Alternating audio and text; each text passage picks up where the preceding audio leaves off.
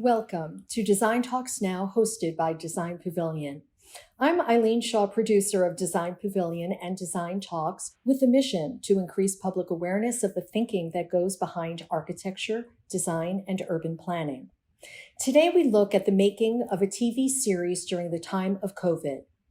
New York by Design, not to be confused with NYC by Design, is a TV series about New York innovation and design excellence.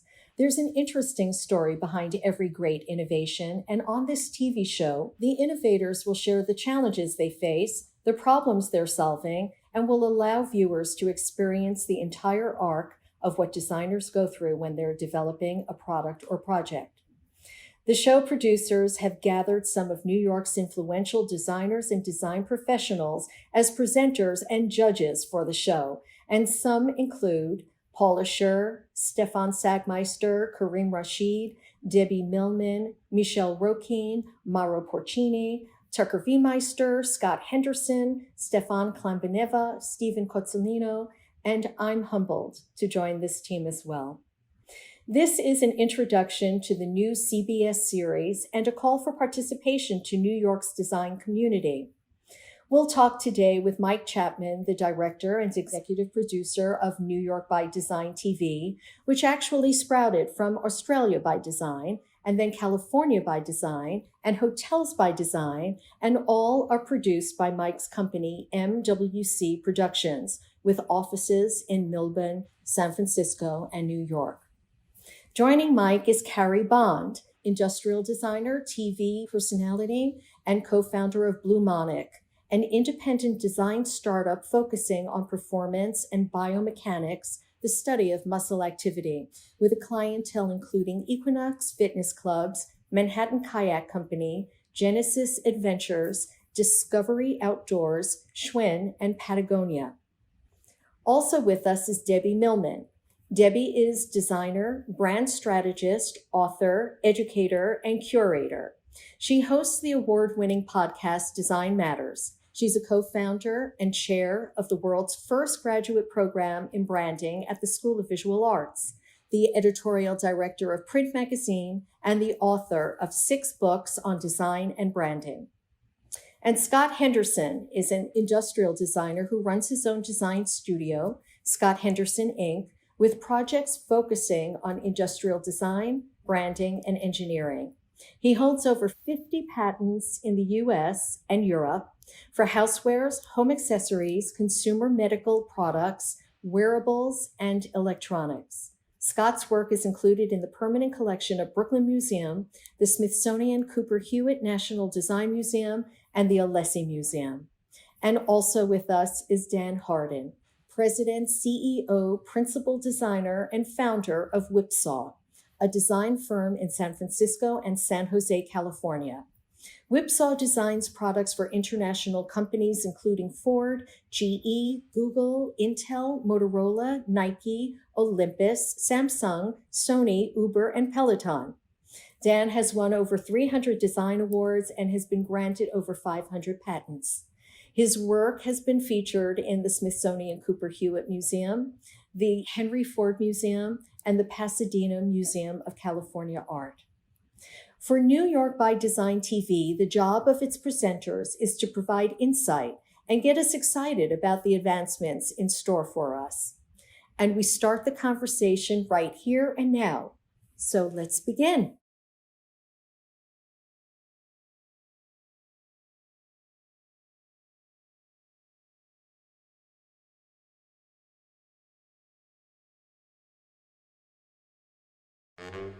In the 40s and the 50s and the 60s, New York led in design.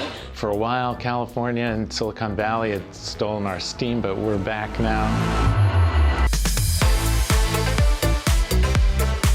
In New York, there's some fantastic designers, and a lot of them, most people are not aware of at all. And there's a lot of entrepreneurs and a lot of people developing great things.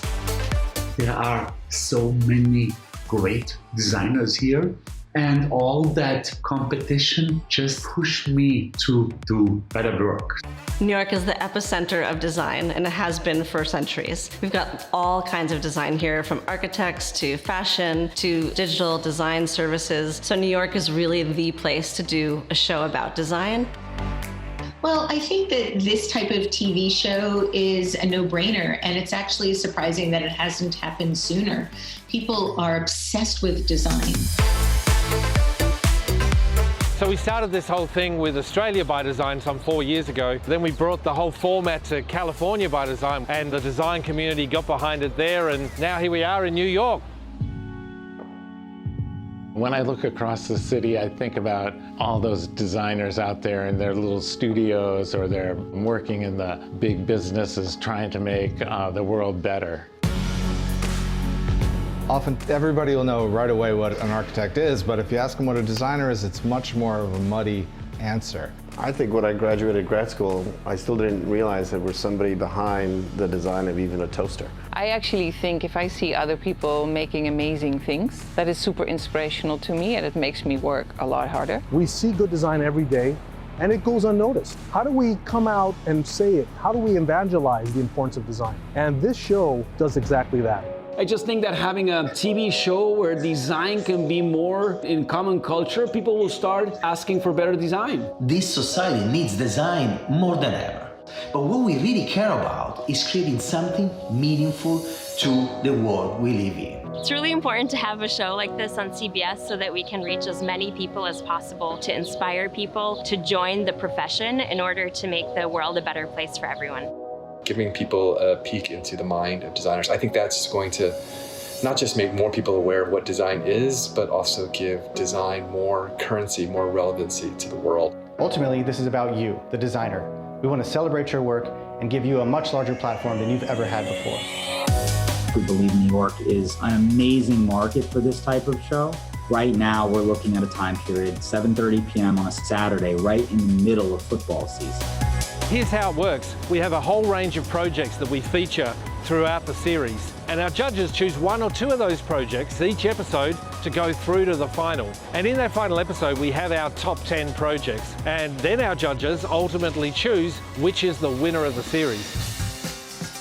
What I'm looking for as a judge is passion, value-added design, so that it improves the way we live, work, and play every day. Design that simplifies things that were previously complex. I'm looking for design that helps propel us forward as a culture, that helps make society better. Contributive, responsible, smart, beautiful ideas. I'm looking for projects and products that will make me say, wow, that's awesome.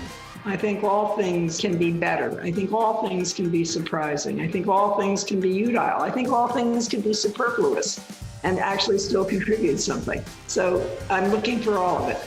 There are very few occasions where you get to have such great design thought leaders all together on a show, discussing, debating, giving different points of view. And that's going to be a very exciting moment, I think, for all of us. I don't expect the jury sessions to be nice and sweet. I expect it to be tough and hard and good, because we're discussing the importance of innovation. Some of the most brilliant things are simple. They're brilliant. They're distilled down to the most essential elements. And when we see those things happen, whether they be products or ideas, you can't help but get excited. This is an opportunity, you know. I think all of New York should kind of get behind the show and really let us all have a voice and really show the world what we have to say and what we're capable of. I really hope designers in New York enter this series, because we need to show the world how great New York design is.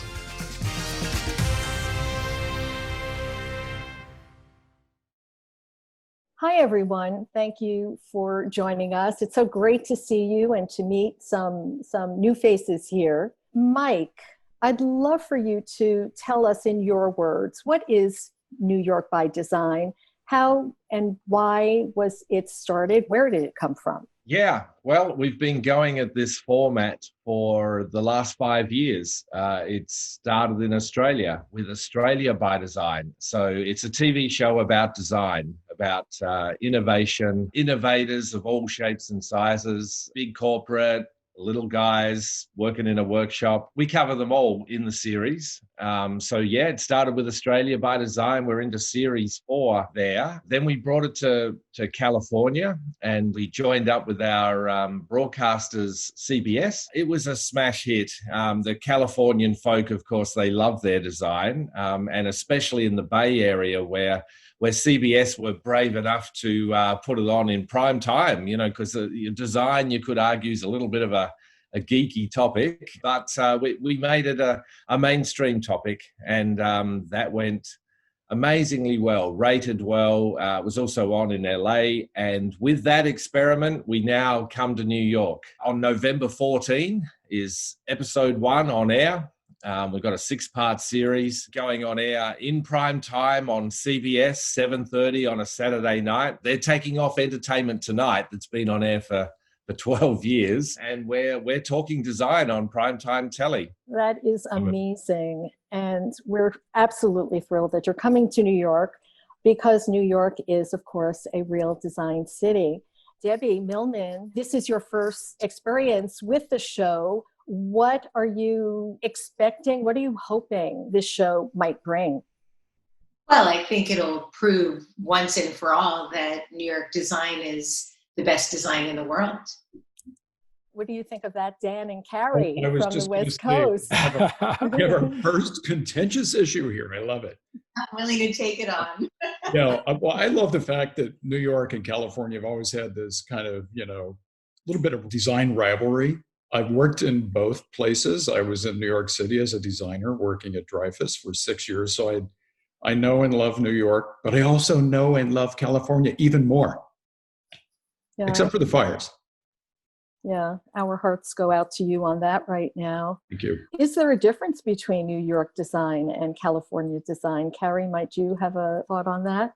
Well, I think that, certainly historically, when you look at the tradition of design in New York City, laying the foundation for industrial design in the 20th century, there's certainly a rich tradition. And then in a more contemporary space, when you look at what has occurred in California in the last 30 or 40 years, that vibrancy that has really come on strong. So I think the overall tableau, the picture that's painted by starting in California and then going to New York really fills out the story of American design innovation. And so I think it's a nice sequence to start in California, a little bit more contemporary, but not in any way, because obviously there's a lot going on in New York City, but then to kind of cycle back to New York City and then bring that story into the forefront. To elaborate on that topic, I think it's a really interesting one, actually. I think New York is a little bit more fashion-centric, without a doubt.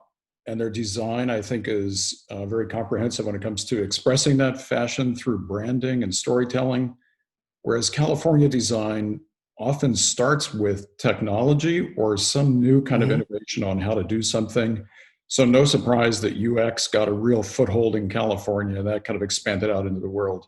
But I love when the two come together. And that's what we're talking about here, is how these two different ideal sectors, if you will, can come together and tell a great story to the public. And it's a really interesting point that Dan makes, because I think the other thing about New York by Design is that there certainly has been this understanding of New York as a fashion-centric zone. But I think the story of industrial design, for example, in New York City is not one that's necessarily known as much. Look, I'm biased. I went to Pratt, so I'm going to champion.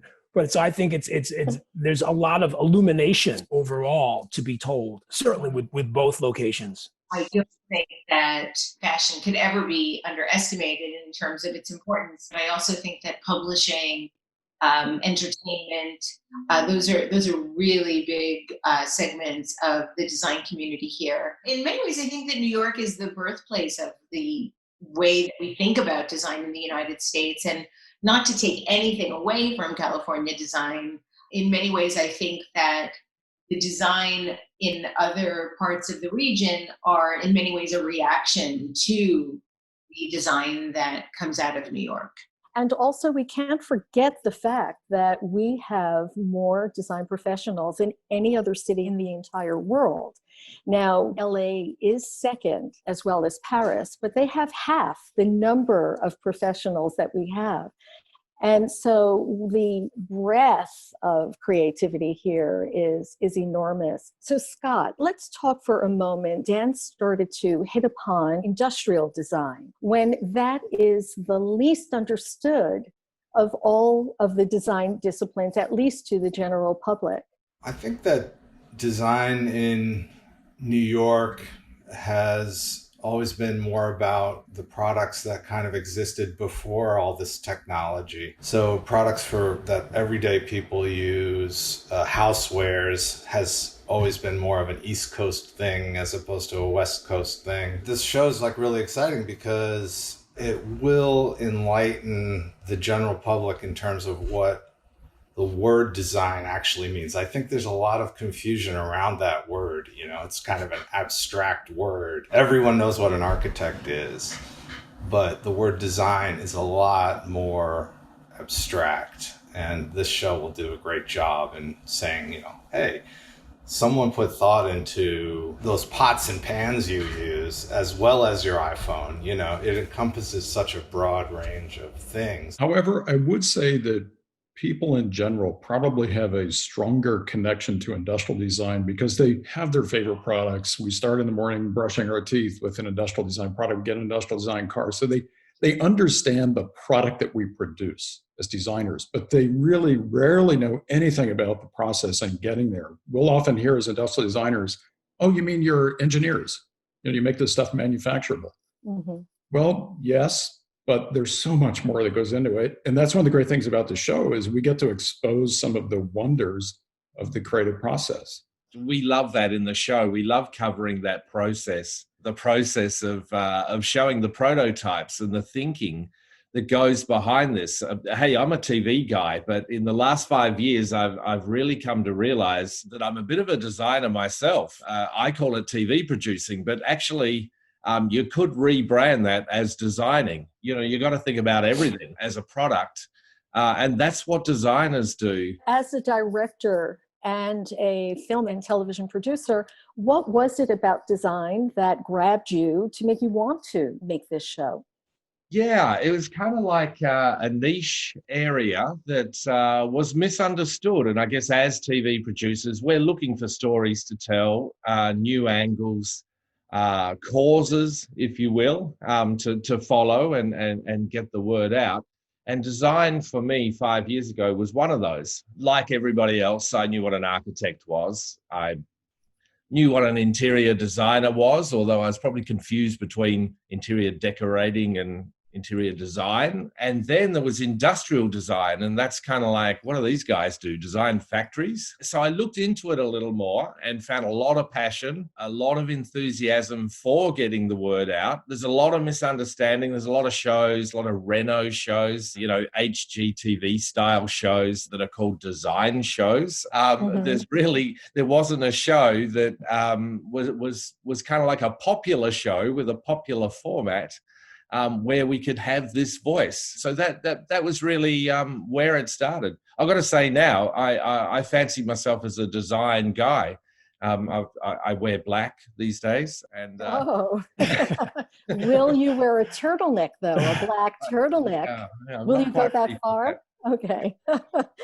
So Carrie, you were going to add something? I think the interesting thing is that, you know, doing the show, you kind of reconnect with that spark that we all felt when we discovered that design was a thing that you can do, right? By telling the story of design to others, the magic that someone actually can sit and create things that are utilitarian or whimsical or emotional or analytical, you know, you kind of reconnect with that excitement. And that's what the show does so well. So not only is it telling that story and then demystifying the fact that design exists, it also as a presenter or contributor, you're like, wow, yeah, that's really exciting. I remember when I discovered this. And so that message about pulling back the curtain, yeah, there are people who do this, they think about this, they create these things that you use every day, and this is how it happens, and this is how it works, is really meaningful. It should be said and kind of restated. Yeah, I agree with that. You know, throughout my whole career, when I talk to people about what I do, it's almost like a revelation when people actually then say, oh my gosh, there's somebody that actually does this, and they're delighted by it. So for me, the big motivator to get involved with the show was to expose some of this wonder, like you said, Carrie. The tricky part for me was to take what sometimes takes 1 or 2 years to develop a product, to consolidate that down into a 3 or 4 minute story that people can understand. Not going too deep, but going deep enough where there is some wonder exposed. There's some of the challenges and the trials and tribulations that we all go through as designers, and we're solving very difficult problems. We try to expose as much of that as possible, but still make it exciting TV. Right? So we need a good protagonist and antagonist and good storytelling. And Mike, you're really good at that. Part of what we hope to reveal is how ideas are created, because it's not just the tangible object that you're left with that's so magical. It's the process to getting there. How did this idea develop and evolve? What were the roadblocks? How did you overcome them? So I think that part of what we're hoping to reveal here is the wonder of the creative process. You are a storyteller and you're a journalist and a writer. How does this show help you with your podcast and with your writing? Well, I started my podcast, aptly called Design Matters, by the way, in 2005.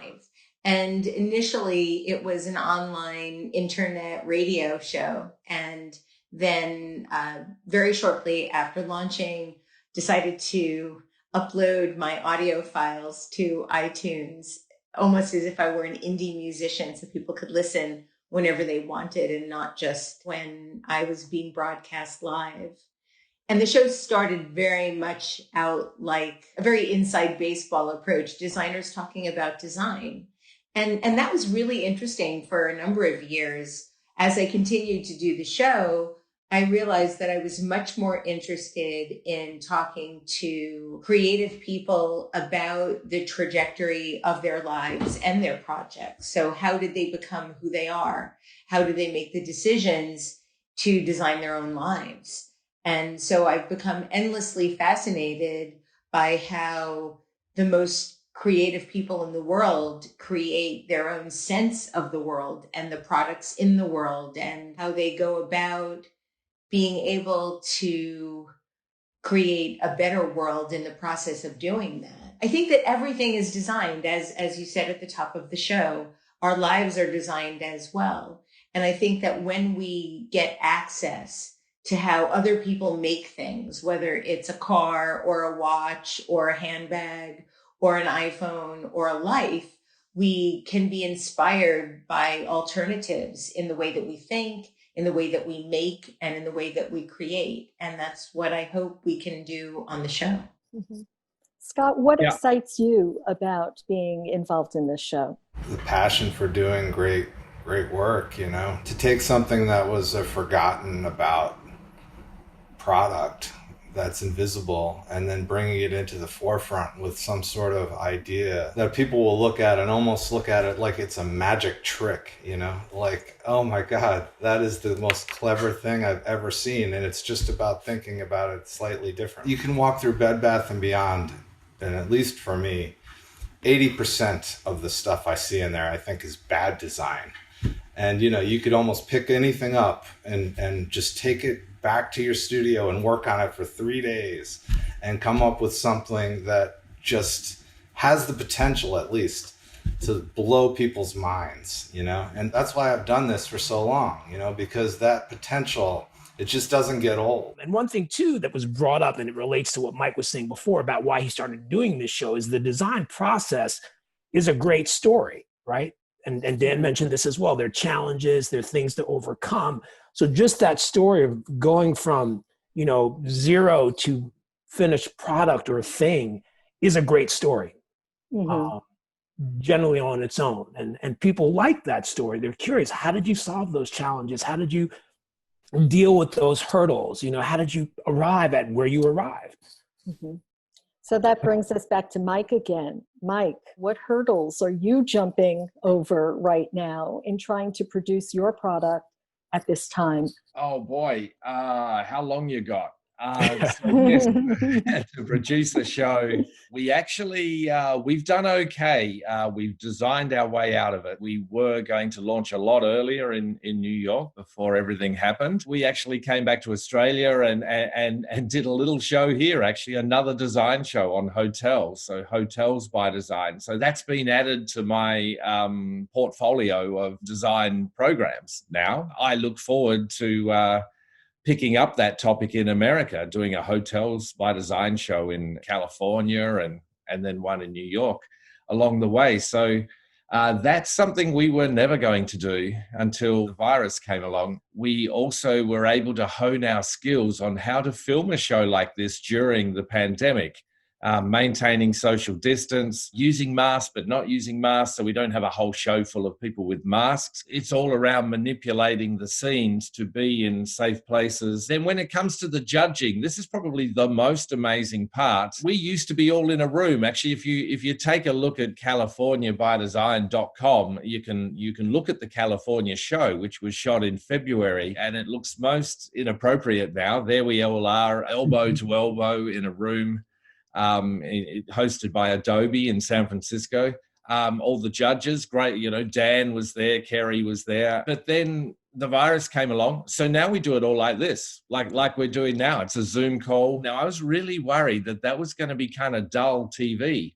But actually, we found a way. They're quite dynamic productions. And we've picked up on that ourselves. I mean, there's lots of benefits to that. You can pipe in exotic guest judges from Germany or, wherever you like to be part of the panel so easily. In 2019, I flew Dan to Australia to be our guest judge, which was lovely, Dan, but I don't know if I'm ever going to do that again. Not going to happen again? I think it's interesting, Mike, how you've reinvented how you're working, and we're having to do the same thing as designers. The process is changing. I mean, we're doing like annotated sketches directly real time on the computer here. I'm drawing now with mice and trackpads directly on the screen and bringing life like almost immediately to an idea right in front of a client. Now, you can do this in a meeting. You can sketch directly in front of your client, but this is a whole different realm here. This is like a different way of designing and communicating. And we make it work. Like you said, we're making it work. And it is possible.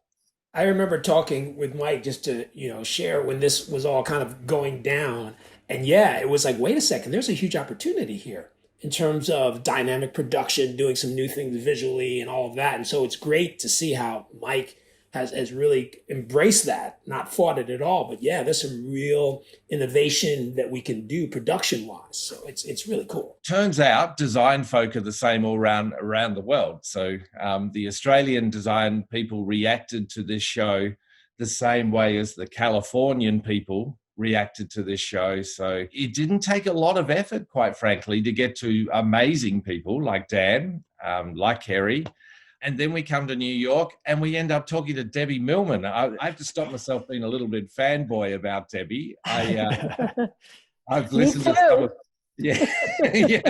I've listened to her talk. I was talking to my 28-year-old son and I said, Debbie Millman, we've got her involved in the show. And he's like, get out. And then people like Stefan Zagmeister, Taka Weimeister, and Mauro Pacini, Paul Asher, who designed all those albums and, just amazing. I asked Stefan Zagmeister on a phone call, why am I getting so much support for this?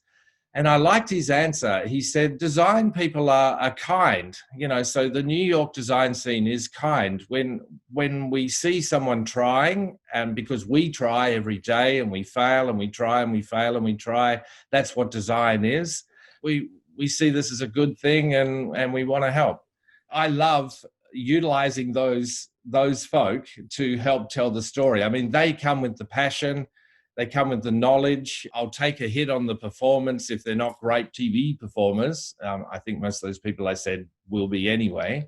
But I'm more interested in their knowledge and their passion that they bring to the storytelling. I really did appreciate the dynamic between the professionals and either the recipients, the end users of the products that we're featuring, or even talking to some of the innovators behind the story, because the designers are always looking at it, very different than the people that they were often talking to. And I'll be curious to see how that plays out with New York by Design versus California by Design.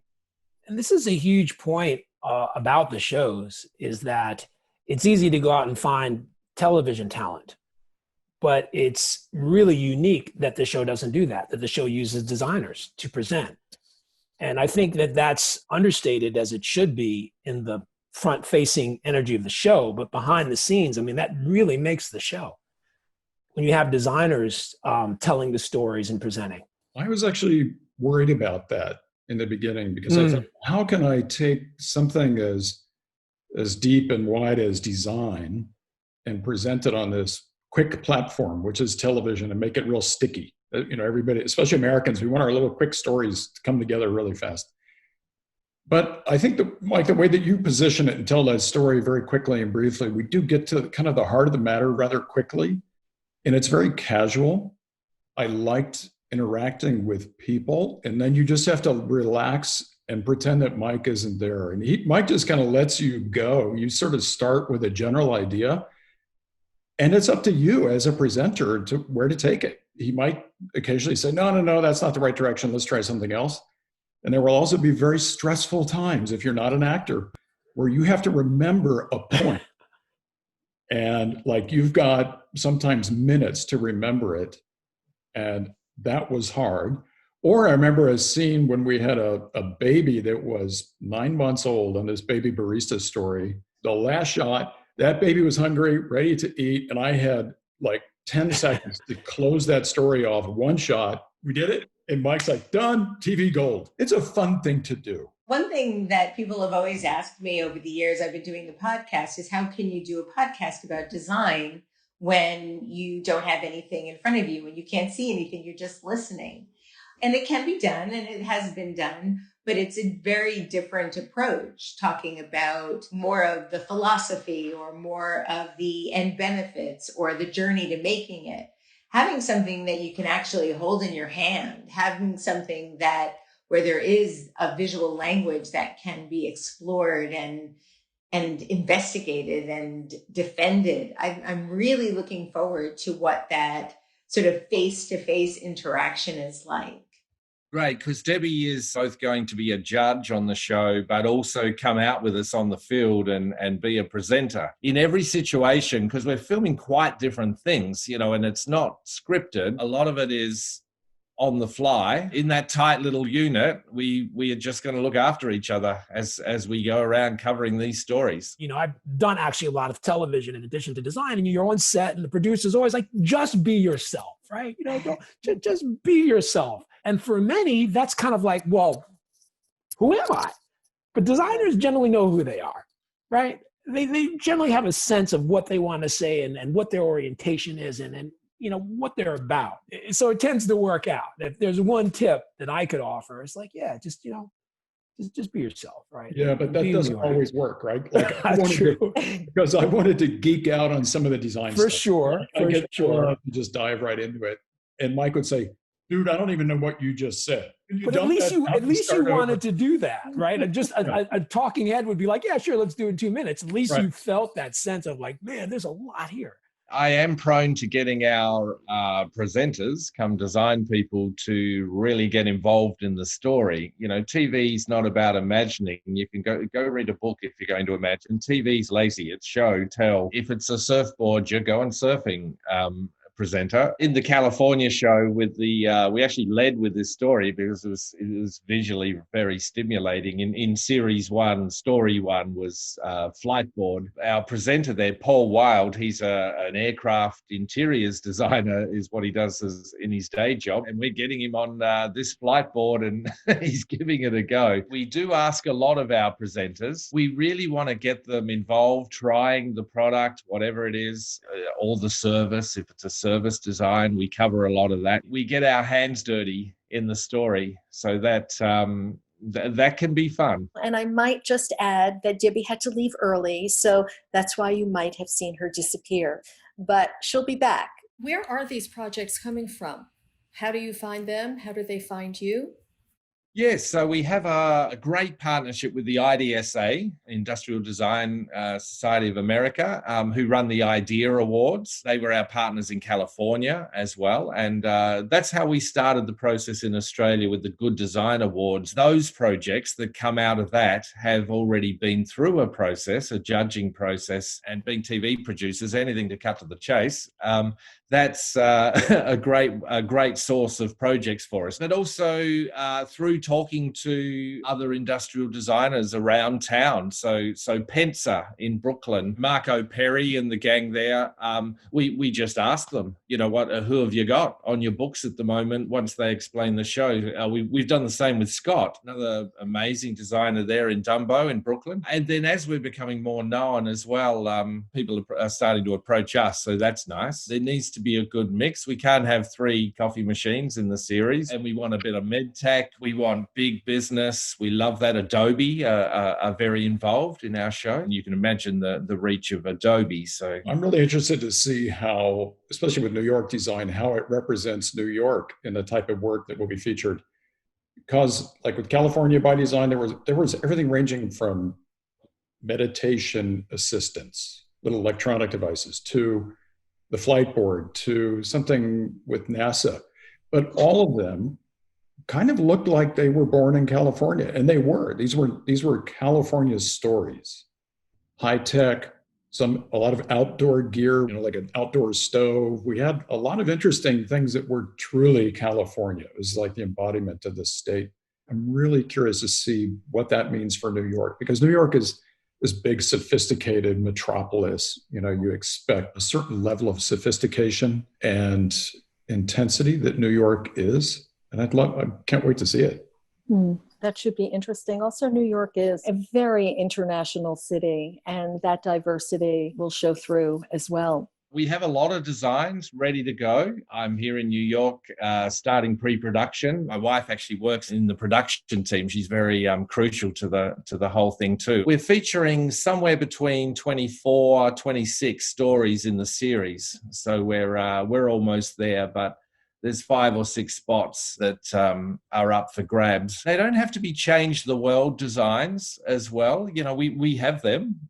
They're amazing in that mix. We have husband and wife teams. We've got just one designer who had a bit of an idea of how to perfect, how to reinvent the mousetrap. I like those stories too. We want a mix.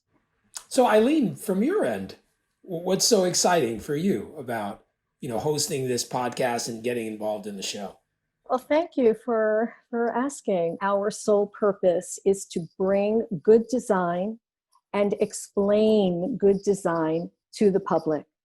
And so in Times Square, we see 4 million people during a 9-day period. And to me, that was amazing to talk about design and at least get somebody to open up their minds and be aware of the physical world around them, thought about by others. And one day at the very, very first Design Pavilion, a little girl came running in. We had some great Thomas Heatherwick by Magis spun chairs. And she said, Mommy, what's going on? And her mother took a quick look and looked at signage. And she said, sweetheart, those chairs are designed. That's exactly what we want them to hear. And if we increase their understanding, then with that comes a greater value placed on what designers do. And that alone helps our industry.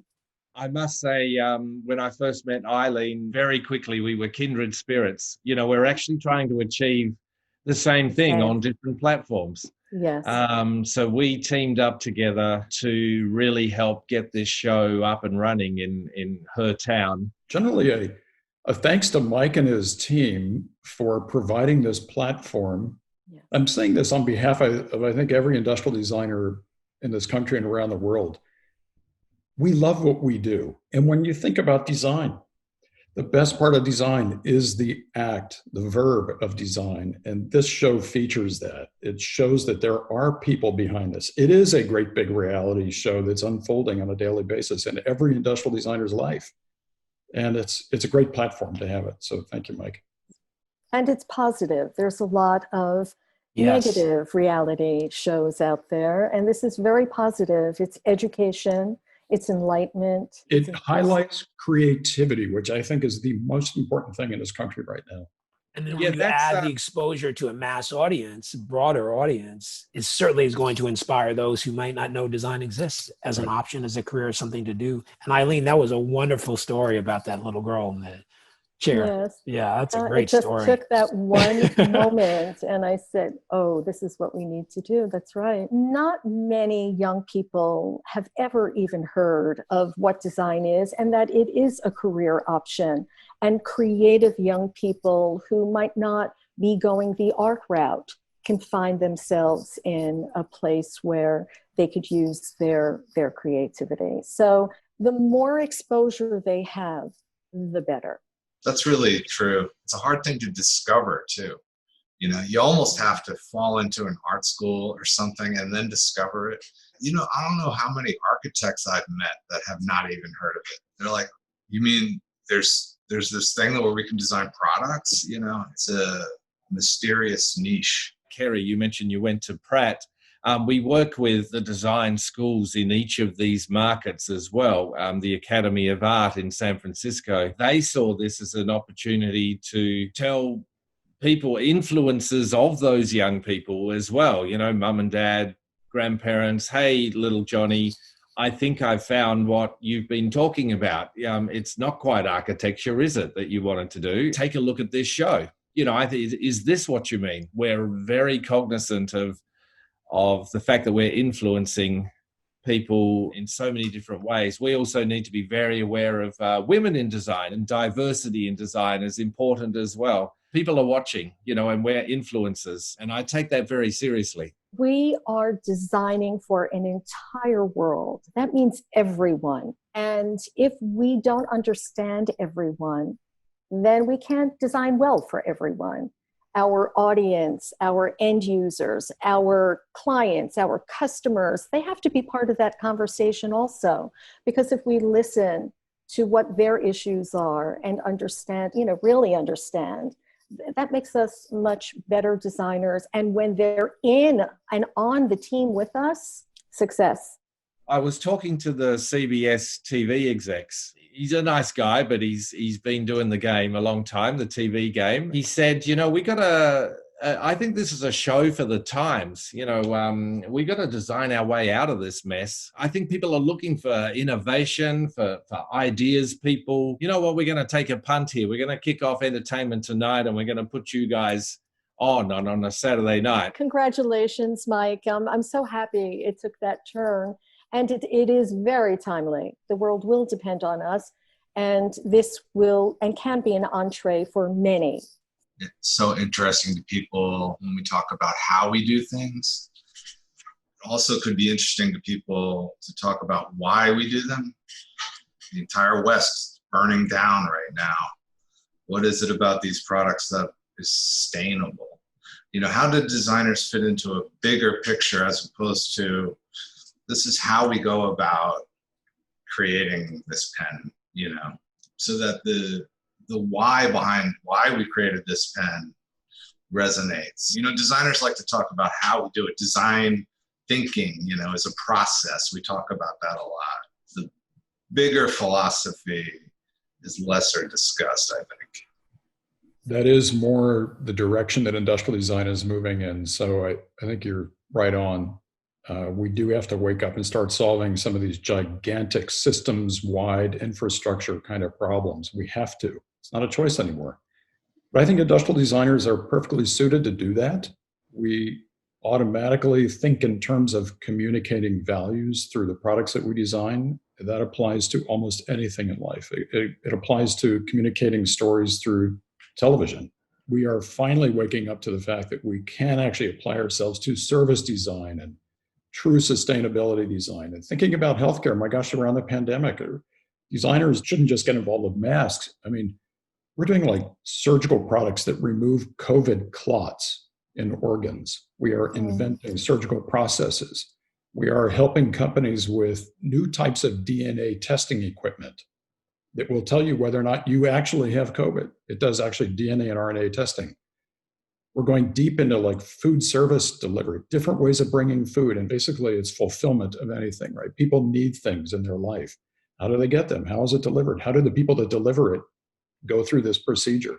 That's design. That's all design. It's not just designing objects, it's designing experiences, Systems. stories. I mean, again, what's going on out here, I mean, there is no question the threshold has been crossed. I mean, true sustainability, not just incrementalism.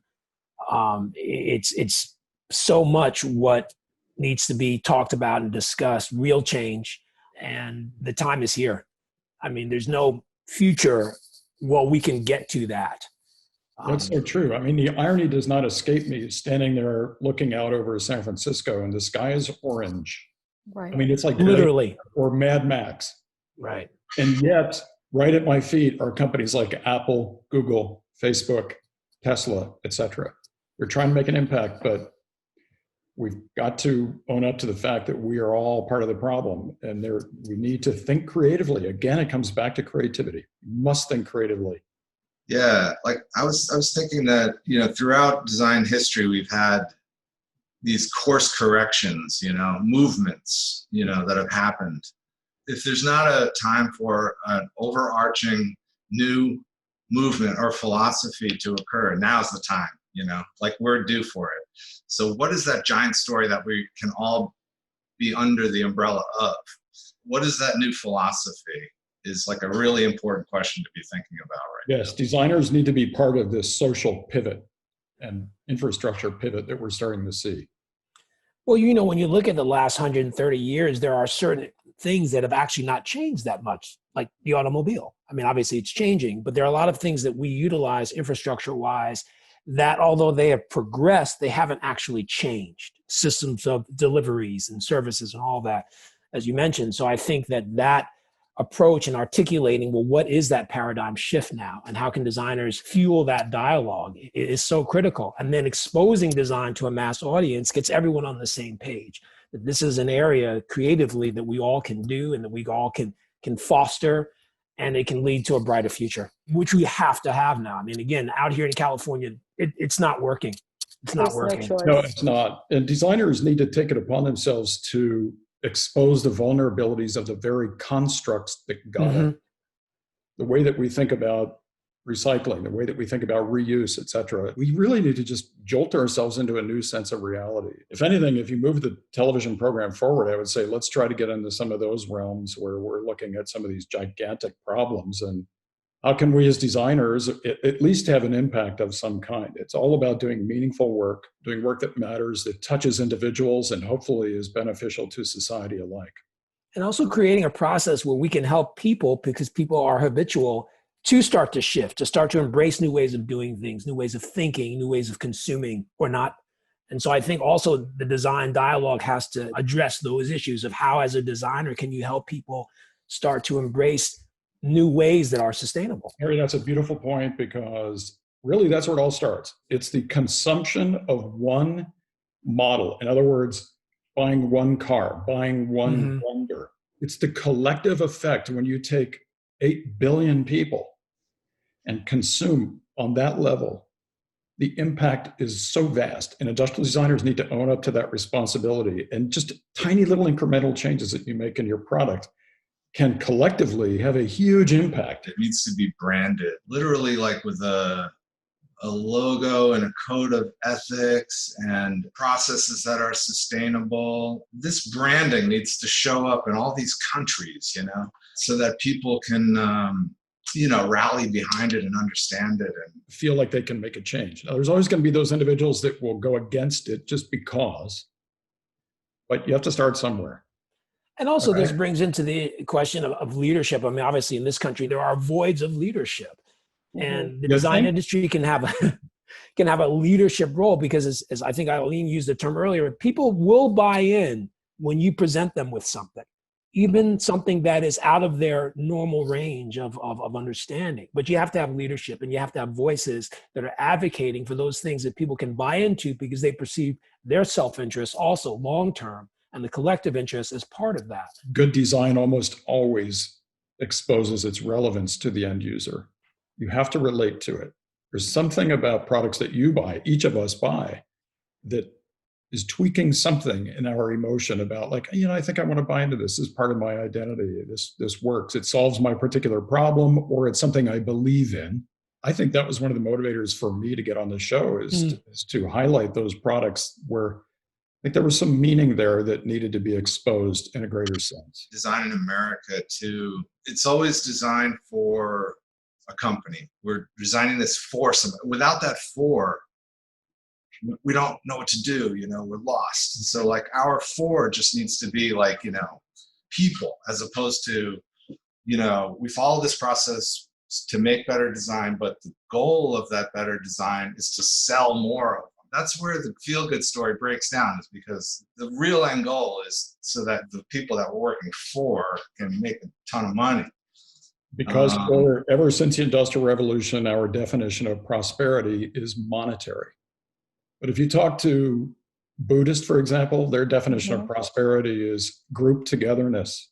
It's not money. This movement that we have, that's the essence of it. To get away from like the for, where we're being hired to help a huge multi-billion-dollar entity make more money. Our real message is to help this planet survive.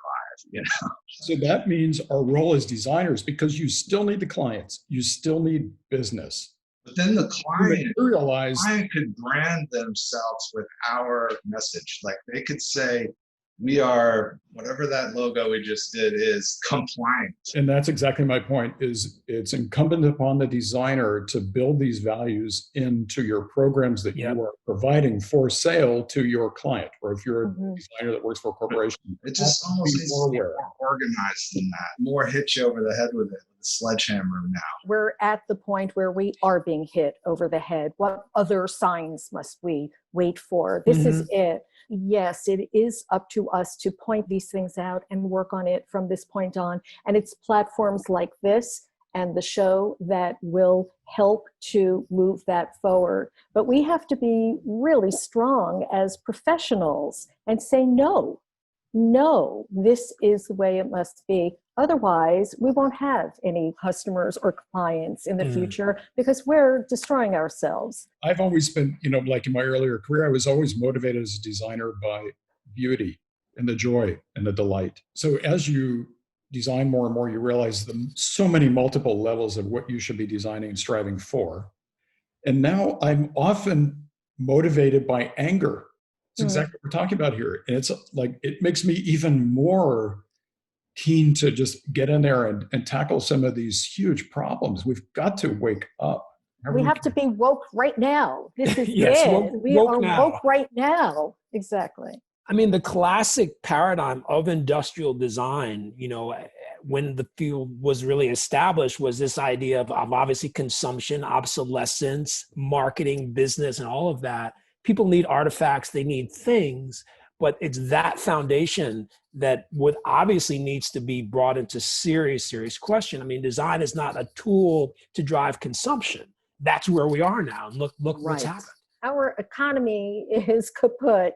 We have a clean slate right now, putting a lot of newcomers and up and coming or smaller companies and firms on an equal footing right now. Yeah, we all have to be doing our part.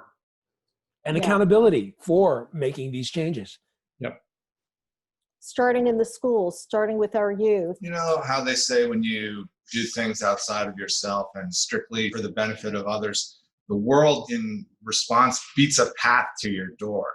That's when you really become successful.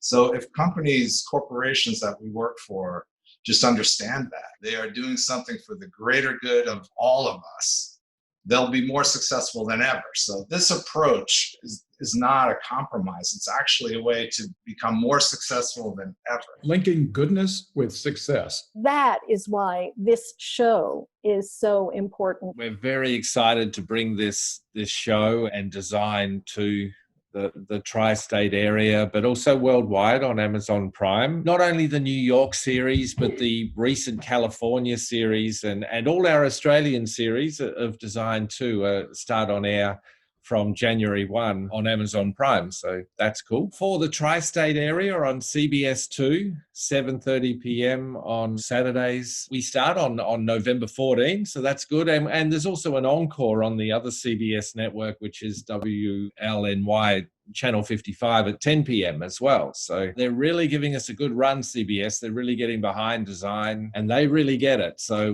we're excited about that. It's a 6-part series. But before that, we're filming our production in New York through October. So still a chance to get involved in the show as well. We'd like to hear from people. And I can't wait for the public and New York City to see New York by Design and to learn more. So Mike, thank you. Scott, thank you. Debbie, Carrie, Dan, thanks all for coming. Thank you, Design Talks Now. Good talking. Thank you, Design Talks Now. Thank you, Mike, Carrie, Dan, Debbie, and Scott for sharing this program on the celebration of design. It was a lot of fun talking with you, and we hope the New York design community will get behind and take part in New York by Design TV. It's a fantastic opportunity for a design conversation in front of a mainstream audience. And thank you all for joining us. Be on the watch for the show and reach out if you want to learn more. And please continue to stay safe, stay smart. Design stands together.